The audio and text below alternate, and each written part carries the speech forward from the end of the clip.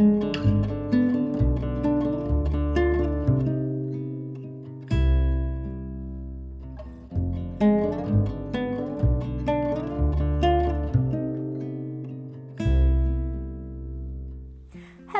and welcome back to Orsa Knits.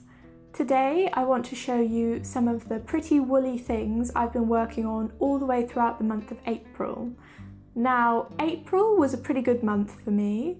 As some of you will know if you watched my last monthly vlog, last month, much to my shame, I didn't even finish one proper knit.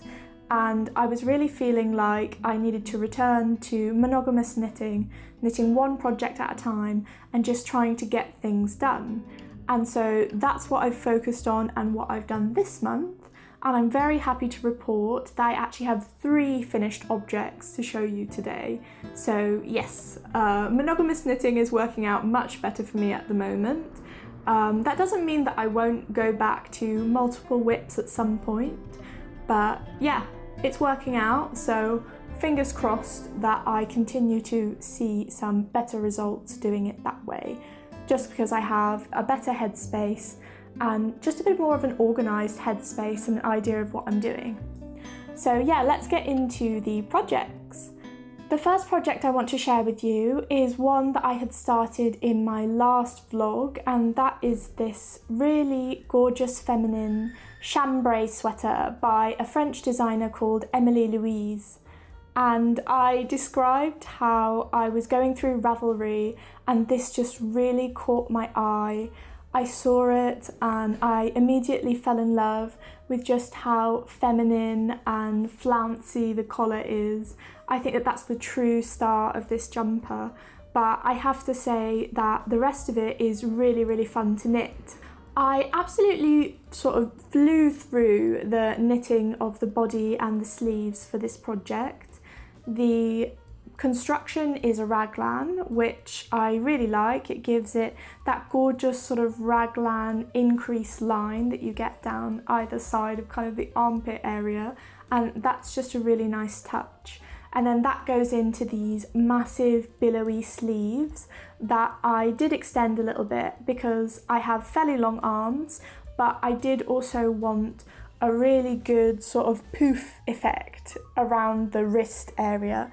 So I made it a little bit longer and then I tightened the sleeves sort of around the wrist quite a bit. So it's given it this really nice sort of overflowing effect that just makes the balloon sleeves all that much more dramatic. Now, even though I found the body of this jumper and the sleeves an absolute joy to knit, I have to say, unfortunately, the collar was a little bit of a nightmare.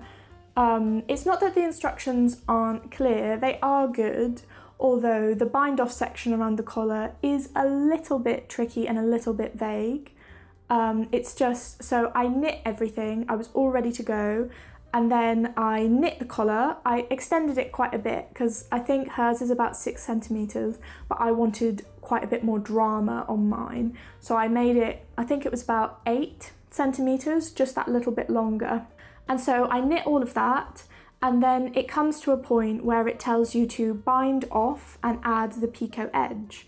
Now the picot edge in her pattern is made with a crochet hook, so sort of little single crochets all the way around that create a very intricate little picot edging. But I found when I bound off my collar, and it might just be my fault because I did it way too tight, I bound it off, I put on the jumper, and it was just a complete mess, unfortunately.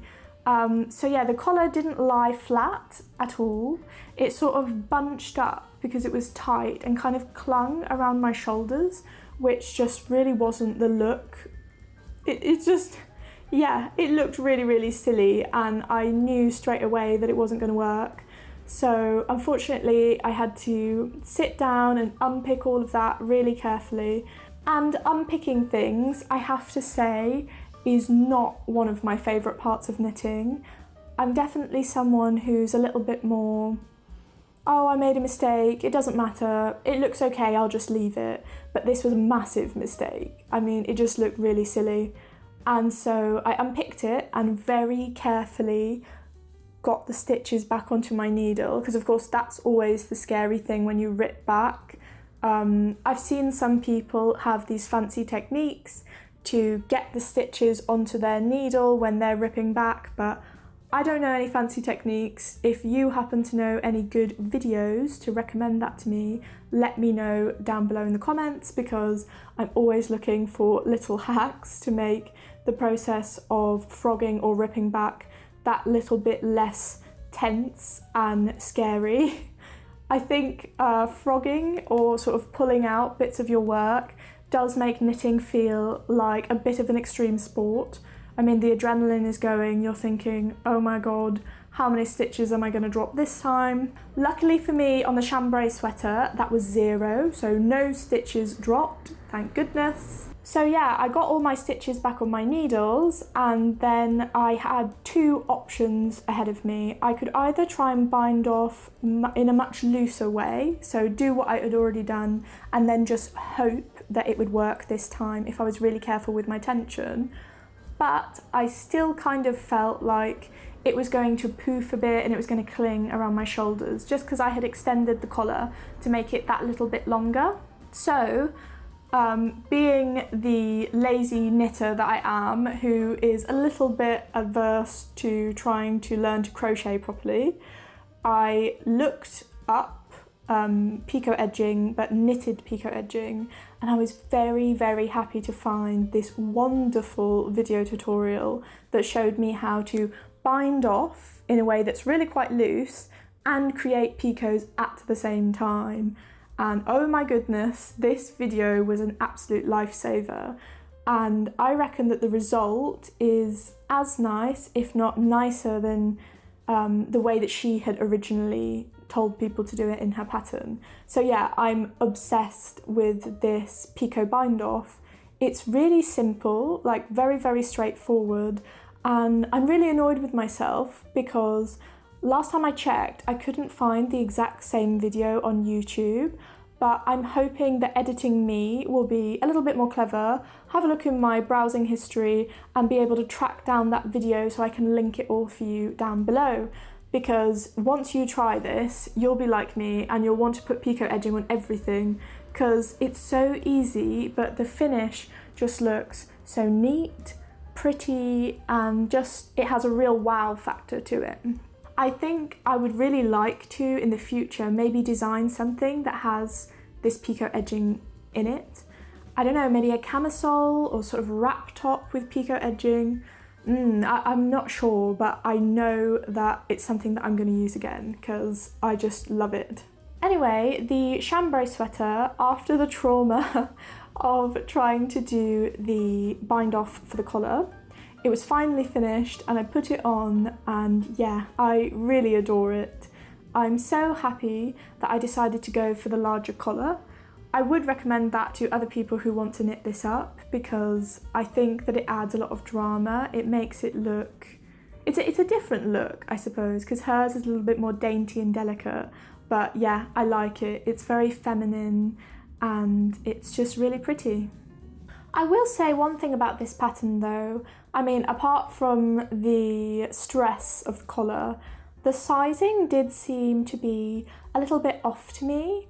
Yeah, if I have a look now, I think I knitted it in size 3 because I was a little bit worried. I mean, I'm about a 90 centimetre bust, so size 2 was 89 centimetres around the bust, and I was really quite scared that that was just going to be that little bit too small. And I think that this design probably looks better if it's a little bit looser rather than too tight. So I sized up to size 3, which I think is about 5 or 6 centimetres larger than my bust. But I think that the finished result, now that I've knitted it up, is quite a bit roomier than that. And that's not something that I mind because I quite like the billowy look. It's quite romantic and I think it's quite chic. But it's just a little note for anybody who is looking to make this jumper. Check the size, check your tension as you go, because I think it's definitely quite a bit bigger than the pattern indicated that it would be. Now, part of that might also be the fit of the neckline, because this is an all mohair jumper, it is very sort of slouchy and very soft, and it doesn't have too much structure to it. It's kind of like wearing a giant blue cloud of fuzz, which I personally really love, but some people might not be completely into. But yeah, this pattern, I would really highly recommend it. I don't see many things like this, and I think it's a really unique and easy piece with some details that just really make it stand out. Now on to project number 2, which is the extremely long awaited Oslo Hat. Now this Oslo Hat I started, I think, all the way back in, I don't know, before November, I reckon. So yeah, that's really quite embarrassing.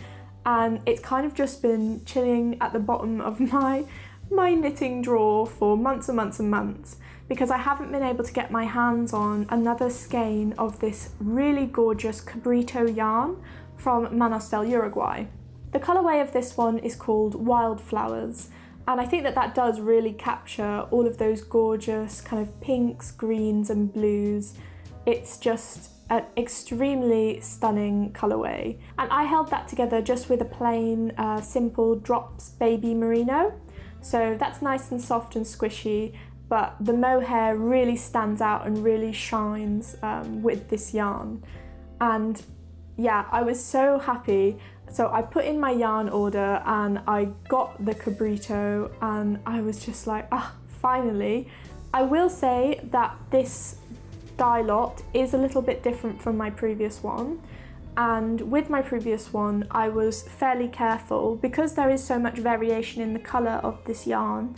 I did split it into 2 and I alternated between them just so I didn't get too much pooling in the hat. Now I don't know quite how effective that actually was, because I do still feel like there are kind of small chunks of specific colours, but I was happy enough with it, and I don't think that you can notice the difference too much. But I didn't alternate with that last bit because it was just kind of the crown that I had left in it, so I just knit that all the way up and cast it off, and yeah, here it is, the finished object. The Oslo Hat is such a classic pattern. I've seen so many different knitters knit this up, and it's for good reason that people love this pattern so much. It is kind of that perfect, comfy, slightly cool looking beanie, and there are elements of this hat design that I think just make it extra cozy and extra cute. So the double thickness of the brim makes it super warm around your ears, and the design incorporates some really clever elements. So you knit all of it technically in stockinette stitch, but you kind of turn it inside out, so certain bits, when they get folded over, it does all look like stockinette stitch, but when you hold it in a long tube, it kind of looks like garter and then stockinette stitch, just because you've turned it inside out. And so yeah, I'm really happy with the way that this turned out. I think it goes really well with the other Petite knit design that I knit up, which is my novice sweater in this gorgeous shade of raspberry mohair. Yeah, they're a really cute combination, and the cabrito yarn, I would highly rate it to anybody who's looking for mohair which is hand dyed but not too expensive, just because mohair itself can be very pricey, but with the cabrito, because it's on nylon instead of silk, I think that helps bring down the price just a little bit, and there are so many colourways to choose from that I think that you could get really creative with how you want your finished piece to look.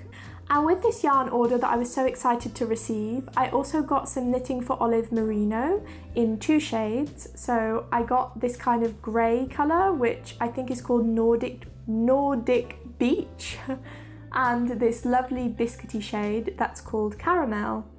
And I had a couple of balls of this already in my stash from my failure to try and make the lovely scout shawl, so I really want to add a few more balls and see if I couldn't put them all together and make a larger project with it. And I have an idea in the back of my head that is kind of a secret for an upcoming video. That's with the caramel colour, and all I'll tell you about that is it's going to be a recreation, and it's going to be something fairly summery from a French brand that I really like. Yeah, I've never done a recreation of anything before, but I looked at this particular thing that I want to create and I thought, yeah, I could definitely knit that. So stay tuned on my channel for that. Should be coming very soon in the next couple of weeks. I've got my fingers crossed that I'll actually be able to do it, but I'm pretty confident at the moment.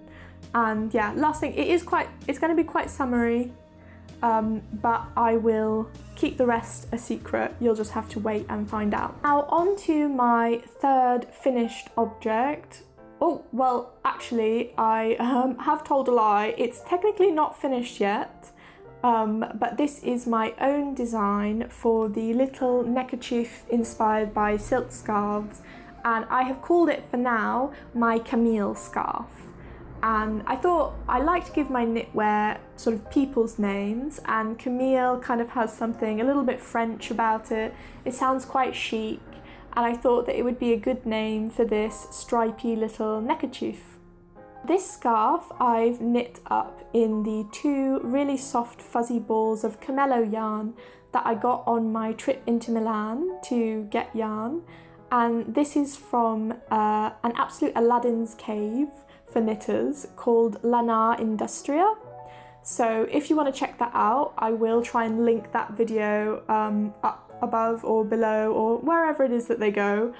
I believe that this yarn is a DK weight, and it's a blend of wool and camel fibres, which some of my viewers let me know, yes, camel fibres, yes, camel fibres, which are very precious and very soft and fuzzy. I really like this yarn because I think that it gives you really good stitch definition.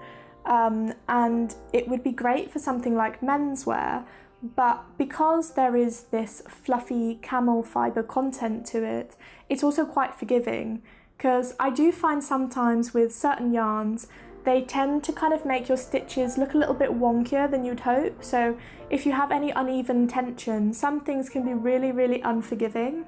My favourite yarns to knit with are ones that have a little bit extra fuzz, just so that when it's all kind of knit together, it creates this one uniform fabric where all of the toothiness of the fibres kind of meld together.